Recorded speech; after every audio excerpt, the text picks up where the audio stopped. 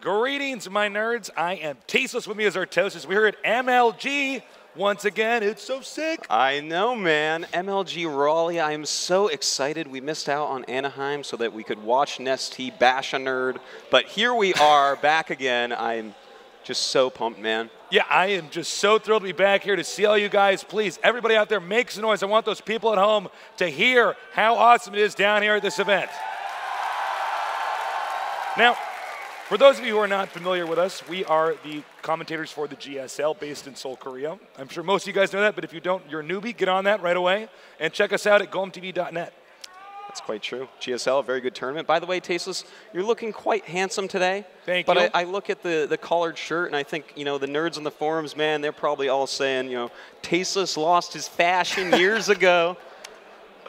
Maybe, perhaps. I got a little bit of a mix-up here.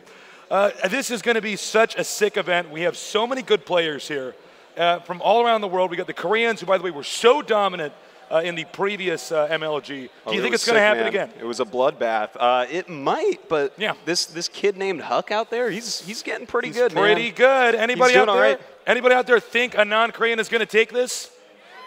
That's good. I was worried I might just hear crickets when I asked that question. One guy, it's like Huck. He's like, me. He's like, me. I can do it.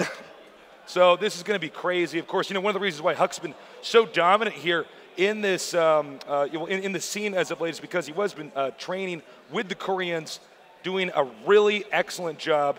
And, you know, it's really exciting to see so many of these guys training so hard and kicking so much ass. But, you know, let's take a look at how MLG is different from GSL. This is a tournament where you have to have the stamina. You got to stay alive. You got a lot of games back-to-back. We got a lot of casts we're going to be doing back-to-back. It's not something like GSL where you're able to just prepare for that one important match and then move in, you know, get a little bit further, go back, train a little bit more. Instead, you've got to have the most well-rounded, broad play style if you're going to come out on top. It is a marathon, Tasteless, especially if you fall into that loser's bracket early. You have to win so many games, it's actually ludicrous. It's actually so difficult. So, you know, just because we have these Korean players down here who are very calculated, they get the chance to prepare for this one game right away at the start, does not actually mean that they will necessarily, this time around, have the skills to do all these different games back-to-back, you know, after flying all the way over here from Korea. Yeah, that's true, but, I mean, they have a good track record at MLG they're so far, pretty Tasteless. good. I mean, I don't know, man. We'll see. I'm also really curious to see, you know, our first match here, which is just going to be so excellent. Oh, yeah, that's going to be really good, man. Yes. Bomber against Hydra. Oh, my God. Do we got any Bomber fans in the audience? Now, Bomber is a really interesting player because he's one of these guys. He's a little bit of a kind of a ghostly style. Sometimes he's playing so perfect, it's unbelievable. Other times he manages to fall out. Hydra, of course, is macro god coming in here. His economic play is so good. He's so solid, you know, especially in the late game. So it's going to be a tough match for both of these guys. Quite true, Tasteless. Yeah. Now let's take a look at the other matches after that on our red stream here, going out to the audience. We're going to have Huck against Coca. Of course, Coca just recently picked up by Slayers, a really great Zerg player. Trickster against Dongregu. Ooh, that is pretty sick. Nanoa against Rain. And then we're going to go ahead and show you Select versus Dongregu over on Day 9 stream. And then Rhett versus Nada, Nanoa versus Huck. And then, of course, everyone's favorite show with the greatest host in the world, JP McDaniels. It is State of the Game. Yes, absolutely. I can't wait to check that out as well. Of course, so much is on the line here. You don't have, you know, many opportunities to recover. Like you said, if you do lose early on, you're going to get stuck in a quagmire. It's going to be tough. So many games just to recover. Quite true, Tasteless. Then tomorrow, we're going to start nice and early at noon, and we're going to have the Open Winners Round 5 and then Round 6. Then we're going to start doing some pool play, but we can't tell you the names of all these players there because we are not there yet. Yeah, we have a lot more in this tournament to still see how things are going to develop, you know, what the upsets are going to be. There's going to be a lot of memorable games. So for those of you at home who just tuned into the stream, again, there is a second stream you can check out with the lovely Husky and my amazing bro, Day 9. So definitely tune into that as well. Oh, absolutely, man. You got to have both those open at once or you're ruining esports. That's it's obvious. Then, of course, Sunday, that's going to be our championship bracket, finishing up the tournament. Nothing but the best games there. Yeah, it should be a pretty excellent series of games. And these guys, man, especially this first, let's talk a little bit about our first match still. Okay. Bomber, you know, he's somebody who's had a little bit of anxiety issues that we've seen in the GSL, but when he's on, this guy cannot be stopped. Oh, I know. His games sometimes are the best games in the whole world, but then again, sometimes he just kind of loses. You know, he was just knocked out of the GSL right before coming here. You know, you look at somebody like Nesty, and you see that really his play style is almost completely perfect. Yeah. You know, we saw a little bit of an upset there, MVP taking him out. Not a major upset, but, you know, you'd still expect Nesty to come out on top of there. But, you know, somebody like Bomber, when he's playing at his highest level, I've never seen anything like that. I mean, he is perfect. Pretty much, man. But there's also some other players that can do things like that, including some foreigners. I don't know who watched Liquid Ret play that recent BattleNet Invitational in Europe, but I tell you what, man, he was looking just as good as Nesty during that. Yeah, Red, a player who actually did come out to Korea to train with the best, and we've seen him have, you know, a lot of success as of late. A lot of these non-Korean players, joining my game here, a lot of these non-Korean players, you know, have moved out to Seoul to train with the best of the best, and it's paid off a lot. Well, let's take a look at the maps. We're going to have MLG Metalopolis, MLG Shakuris Plateau, MLG Shattered Temple, MLG Tal'Darim Altar, MLG Testbug, MLG Dual Site, and you guessed it, MLG Xel'Naga Caverns. So these maps, all great. We've seen these maps tried and tested. We got some classics in here like Metalopolis and Xel'Naga Caverns. And, you know, some of these, I wouldn't say brand new, but more recently new maps like Tal'Darim Altar, which is going to lead to a really interesting series of games. It certainly is. Now, here is the prize pool. First place, a whopping $5,000 for one weekend of marathon play, followed by $3,000, then $2,000, 1.4K, 1K, 700, 500, and 400. Yeah, a lot of money on the line, a lot of notoriety as well. MLG, easily one of the biggest, bestest esports tournaments in the world. Nothing really quite compares to it. And, you know, a lot of these Korean players, I've heard people before when I talk to them, they say, well, do the Koreans really care about international tournaments? You guys have no idea how badly Koreans want to represent themselves in the international scene in a tournament like this. No, that's very true. In fact, some of the players that are here, for instance, Nada, he has been going to a lot of foreigner events. He's really interested in it. Trickster, I know personally, has been wanting to go to these events for a long time. Bomber had an invite before, but thought he didn't need a passport, so had to skip out on Columbus. But he has that passport, and he is He's here. ready now. So I really am so excited to be down here. It's going to be so sick. Also, please feel free to, you know, go to the players, get their autographs, show them your support. You know, you and I have both been pro gamers back when you didn't really make that much money because you were a pro gamer in Brood War.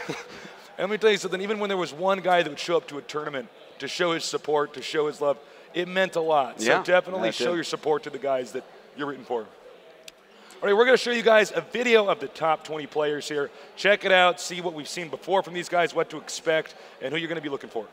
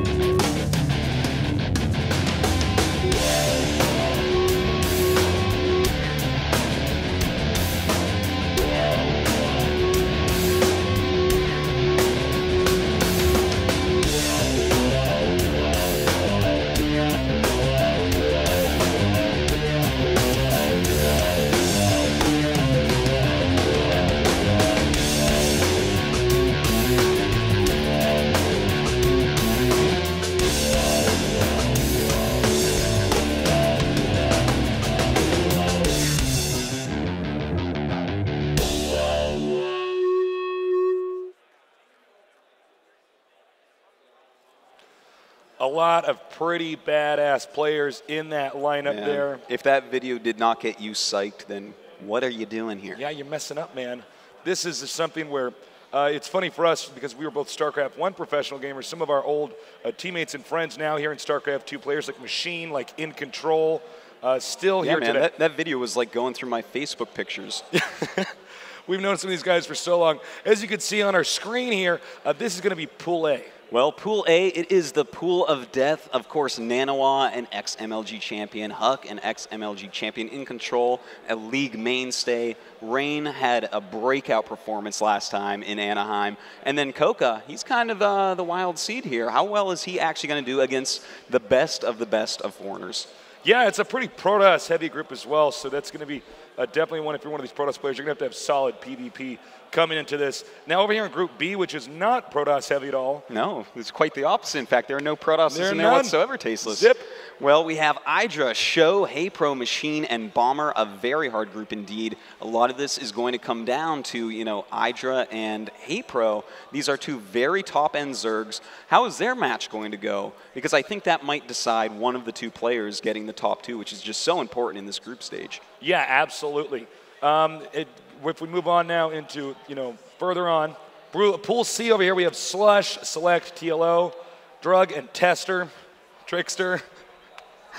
Yes, indeed, yes, we do. Now, that is a hard group to actually predict. You know, a lot of people are feeling Select winning that group, which, I mean, obviously that would be quite great. His TVP is nothing short of miraculous. Trickster, an off-and-on player. Sometimes he looks like a god, and sometimes he looks like a dog. Yeah, he's had you know, some interesting games. TLO, of course, I think a fan favorite here, known for his games where he was using nukes just amazingly. And yeah, I think that's going to be a pretty interesting group. Moving on into Pool D. Kiwikaki, the lone Protoss in this group, along with Rhett, Sheth, Moonin, and Nada. I'm really excited about this group, Tasteless. Can Rhett and Sheth outperform Nada? A lot of people are saying maybe they can. You know, honestly, I would say this is one of our more even groups. Yeah. Despite it all being, you know, so strong, each of these individuals. It's impossible to predict. I think if you look at somebody like Nada, as good as he is, he's never won a GSL. He's never really been in a GSL finals or anything like that. So it's a factor you want to keep in mind. It's blasphemy, Tasteless. It's not. What are you doing? Yeah, him and Clyde, man, they should have won every single one, but it didn't end up happening. Ties in the finals. That's right. By the way, guys, please get on Twitter and hashtag MLG. Yeah. Feel free to tweet at us. I'm Call Me Tasteless. He's Artosis. We want to hear who you guys think is going to win, who you guys think is going to come out number 1 and number 2 in the groups. Get on there, set out some hashtags. We'll get more into that later, but definitely, you know, go to Reddit, upvote it. All these things are very important on growing esports. Yeah, it's not just about, you know, saying hi to us or anything like that. We want you guys to get out there and make this trending. If we get this topic trending, for instance, if we're tweeting, hashtagging and tweeting MLG all week, then we're going to end up with more and more people finding out about MLG, finding out about the beautiful thing that is esports, and joining in. That's what we want, man. That's what we want to get bigger and bigger. I want more MLGs, man, like one every month, one every other week, something like that. I'll just live on an airplane. That would be fun. Man, that would be excellent, man. And again, it is so great to come down here and see you guys. We had a signing earlier. Please feel free to check out the Tastos' T-shirt the MLG is selling down here. We got to sign some autographs, and you know, you guys are always so sweet, so cool. It's such a treat to be down here, seeing the people that have been watching the GSL. It certainly has been, Tasteless. Yeah. Well, I got to know, Tasteless, who are you predicting? What's the finals, and who wins it? You know, honestly, I could just see Bomber, our first player, being in the finals. I don't know who he'd be against. I want to say maybe somebody like Huck. That's like a tough call, though. It'll really depend. The correct answer is Bomber versus Puma, with I'm Puma sorry. winning. You think Puma's going to do it again? Of course, man. He doesn't lose tournaments. See, what? Puma is so solid nowadays. But for me, you know, with Bomber, you know, finally being outside of Korea out here, I'm curious because I think it's going to be more of a battle against himself and, you know, overcoming, you know, moving to a new country and having to, you know, come up with all these new ways to approach, you know, foreign players and stuff like that. You know, the Koreans do have a very different way of playing than a lot of the foreign players. So my prediction would be Bomber against somebody else. I don't know exactly who. It's a safe prediction. You got anybody you're rooting for here? Any favorites? I really want to see, you know, Nanawa and Huck. They are both really leveling up quite a bit right now. How well can they do? Yeah. Rhett, he is really ripping up faces right now. How well can Rhett do here? I feel like when he plays his best Zerg, I feel like it's Nest T level, to be honest. It's amazing. So he's definitely someone I'm rooting for. And, of course, my own little nerd, Idra. You got to be rooting for Idra. Of course. You know, we've known Idra for years, back when he lived out in Seoul, actually down the street from me for a while. And I've watched him train and develop. His play style is so brilliant. He is so strong as the game goes on and on and on into the later periods, especially. Sometimes we see Idra get cheesed out early on. That seems to be his weakness. He's somebody who wants to play a long standard game. Yeah, and, you know, a lot of these players are like that. Rhett as well, Chef as well, Hey Pro. He's like a littler Rhett. You know, it's just, that's what these foreign Zergs do. So can they actually step it up a little bit? You know, Zerg has been on a resurgence in Korea. Yeah, it's going to be the big question. We're getting closer and closer to the point where we're going to be starting this game. Idra against Bomber. You know, our first map is going to be Dayside, or oh, excuse me, we're actually going to cut to a commercial first. But we'll be back soon with this excellent StarCraft 2 match we have coming up here, so stay tuned. Welcome back to MLG Raleigh. Now, we're going to be going into our first match, but before we do, I was talking to some of the casters back there. They're saying you guys are kind of quiet. So when I introduce the players here, get a bit loud and get a little bit excited, because our first player from Team Evil Geniuses, it's going to be Idra. Now, Idra, you've been training with Puma in the EG house. How is this really going to affect this match? Unfortunately, he's only been there a few days, but while he was there, I practiced with him quite a bit, and he gave me a lot of advice about how Bomber plays TVZZ, so I think it'll help me a lot. Now, do you think you're going to be able to take Bomber? I know that in recent tournaments you said you were a little bit worried about playing him. What is it going to be like for you now? He's certainly a very good player. He'll be hard to beat, but I definitely think I can. All right, well, let's see what Bomber thinks about the match. Bomber, go ahead and come on stage. Make some noise, guys.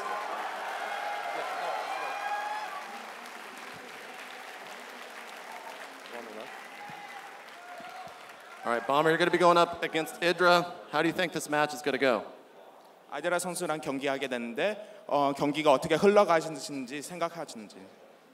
먼저 개막전을 세계 최고의 저그 선수 중 한 명인 아이드라 선수랑 하게 돼서 기쁘고요. 예, 꼭 이기도록 하겠습니다. I'm really happy that I get to play a player like Idra in the first opening match, and I'm really happy. All right, well, one more time, make a round of applause for these guys. Go ahead and shake hands. Get into the booth.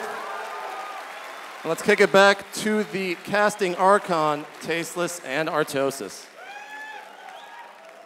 And we're back. We're back. I missed you guys. Good to be here. We are so close to getting our nerds to start battling Artosis. Oh, my God. I know. I can't wait. I feel like we're cockfighting. I've known these kids for so long now. I'm making them battle for my amusement.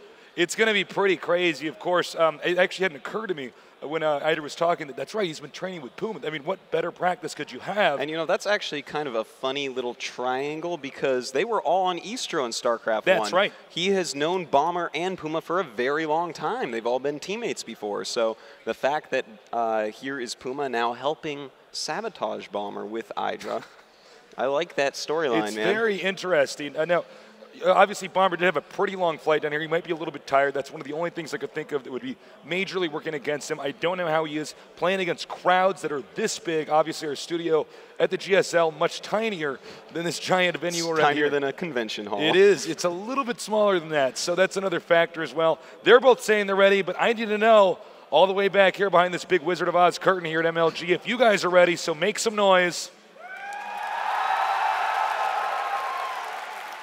And I have hit the start button. Oh, my God. Also, I will be observing this game, so we will see if I can bring back my old observing skills. Storm Observer The Storm Tasteless. Observer skills. We're going to see. The game is loading, and I got to say, this is going to be such a sick starting match. Oh, my God, Tasteless. And it looks as though... actually, Artosis, we might have to double check. You might actually be the one observing. Looks like your screen's actually linked up over there, so you might. Oh, look at that. It is. Well, Tasteless. Here we are. I want you guys to make a little bit of noise if you think that he can take it. It is EG's Idra.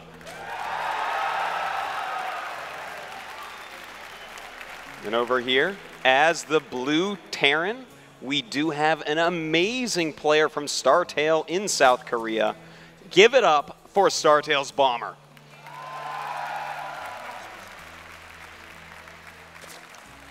Well, this map is a two-player map, of course. There are a few very important things to see here. First off, of course, there is the grass in that area and then the little choke point. So you're going to be able to defend the Expo like in an okay way, but not completely.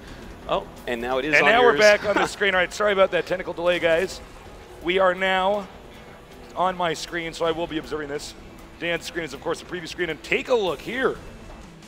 Well, he's up to something, Artosis. You know, again, Bomber is a player that has known Hydra for a long time, and he knows that, hey, if I proxy a barracks and I cheese this guy, he's much more likely to lose to me, and that's exactly what he's going to be doing. So I'm actually a little bit surprised. I didn't expect this coming from Bomber. Not that I expected completely orthodox play, but I did not expect a proxy barracks like that. Yeah, but it is only one proxy barracks, so he may just try to sneak up a little bunker and push forward with that. We do see at home he's just continuing to make SCVs. It's not at all an all-in rush. And Hydra does go hatch first. Oh, hold on. Oh, he's going to find it, Tasteless. No, what? Oh, he clicked there and then he hit stop on the Overlord. Oh, my gotta God. be kidding me. He's going to be kicking himself later, Tasteless. Now, if he sees the SCV come from this angle, no, he doesn't even see the SCV still. Oh, there we go. The SCV does come in from a kind of funny angle. Will Hydra figure out what exactly is going on? Is he going to go for a ramp block here? No, he's going to go for a bunker behind the minerals, it looks like, or maybe in between just to lessen the surface area that his SCV can be attacked on. And he has no idea, man. Yeah, One he has Marine is no done. clue. As you can see, the spawning pool, it's got a ways to go before it completes. Meanwhile, there's almost 2 Marines now. Bunker goes down. And Hydra is not going to have any idea that Marines are right there. The SCV actually taking a lot of damage before Bomber moves in. He has 2 Marines with another one on the way, and Hydra pulling a lot of drones. He cannot let this bunker finish. A nice surround so far, but he's losing a few drones here, not targeting down the SCV at all either. So as this bunker finishes, if Bomber can get anything in there, it's going to be amazing. The bunker doesn't complete. But again, Hydra still, okay, now he does know at this point in time about the barracks. Meanwhile, back here in the Terran's base, a factory on the way. He's getting his second refinery. And it looks like he's going to go ahead and tech up from here. You know, Bomber's a player that's known for really liking Banshees. He likes those tech units. And this little tiny pressure into some sort of tech, maybe something like a blue flamed Hellion, maybe a Banshee with Cloak. This is the type of strategy that Hydra really hates to play against. Yeah, and of course, Terran still has so many options as far as where he could take this game from here. Zergling's come down now, denying this Marine entry back into the base, and also note, this is a big problem for him. There's actually nothing here to defend this. The factory isn't completed, and it will, before the SCV can be taken out, finish up, but he's got to get this Hellion out fast. The depot's taking a ton of damage. Yeah, everything here is going to take a lot of damage, Tasteless, and this is really, really good for Hydra. That Hellion's going to have to pop out behind the factory and then chase off those Zerglings, but Hydra actually running away instead of just dealing some more damage there and costing him more minerals. Landing the barracks over here, he's going to make a tech lab. Starport followed up shortly after that. Meanwhile, over here in Hydra's base, we see he's going for the Roach War, and that's a very good response to somebody who's going to get a factory out early on. And Hydra, well, the thing is, we are going to see some Banshees. That Starport is being made, as you said, the Tech Lab as well. That means Banshees and Roaches, of course, cannot hit air units. Hydra right now has just one Queen with a second one on the way. So actually, this Banshee tech is going to be very effective if Hydra doesn't get up, you know, some sort of extra anti-air. Yep, we see the Banshee coming out now. Cloak as well on the way. And this is, I'm actually surprised. You know, Bomber knows that Hydra's weak to this type of thing, but this is a pretty risky build because if Hydra sniffs out Cloaked Banshees, he can stop them with almost no damage.